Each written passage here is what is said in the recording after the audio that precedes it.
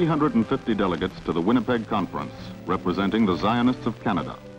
These are the men and women who on July 11, 1927, when the cause of Zionism in the New World was little understood, these are the people who pledged themselves to raise $1 million to redeem a valley in the land of their forefathers. They had heard an address by a great Zionist leader who had come from Palestine, Menachem Usishkin, then president of the World Jewish National Fund. Inspired by his faith and his eloquence and following the leadership of the foremost Zionist in the Dominion, Archibald Freeman, the Jews of Canada resolved to look half the world away to Palestine. Half the world away in terms of longitude and latitude, but in human terms closely bound. Here on the coastal plain of Eretz Israel, between Haifa and Tel Aviv, the Jews of Canada, by their contributions to the National Fund, purchased a wide stretch of land, known then as Wadi Hawaref. In biblical times, so beautiful was this part of the Sharon Valley that King Solomon sang of it in his Song of Songs. I went down into the garden of nuts to see the green plants of the valley, to see whether the vine budded and the pomegranates were in flower. So sang King Solomon. No vines nor pomegranates here 20 years ago, only swamp and trackless waste, hot sun and stagnation. Mosquitoes, million upon million.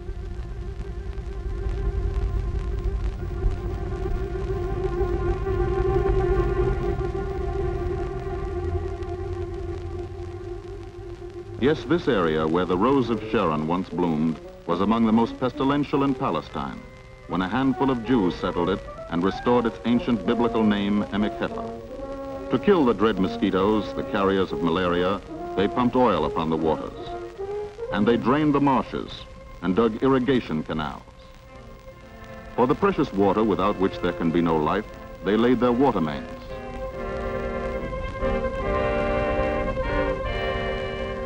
And the water sprung fresh and sweet from the earth. Water for the 12,000 people soon to come to Emek Hefer. Water for 20 new villages, all built in the past 2 decades on land acquired and reclaimed by the Jewish National Fund.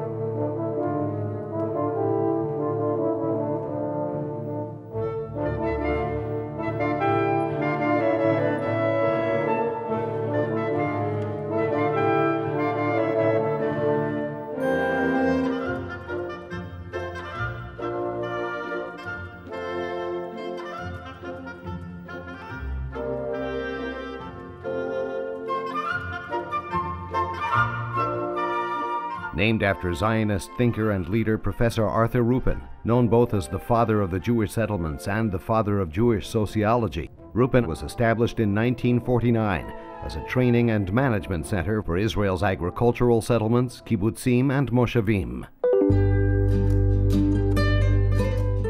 Over the years, the Hefer Valley grew and developed into a flourishing region in the heart of Israel.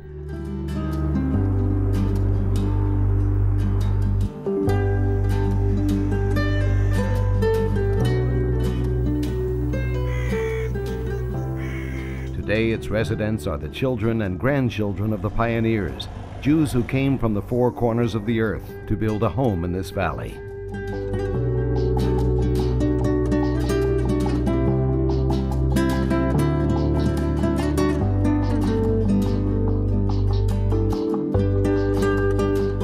Still located in its original buildings, the Rupin Academic Center has come a long way since those early years. With over 4,000 students and some 900 graduates annually, the Rupin Academic Center is one of the largest and leading public colleges in Israel.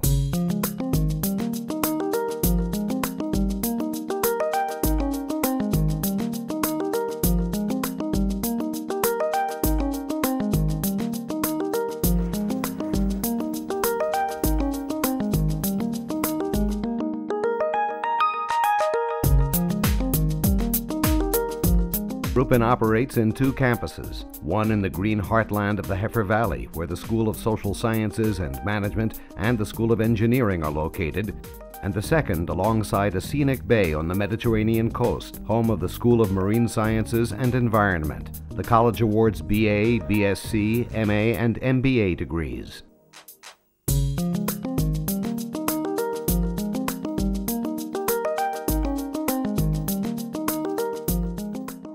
Rupin has set itself 2 central goals, using marine sciences as a source of economic, scientific, and social growth, and leveraging immigration and integration to meet Israel's greatest social challenge.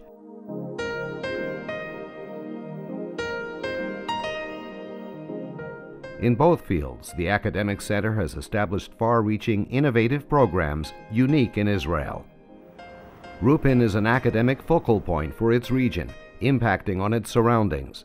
It champions social involvement as a key value, one its graduates go on to realize in Israel's community, business, and civic life. לא האירועים בהיסטוריה חשובים, כי הם ההתפתחויות.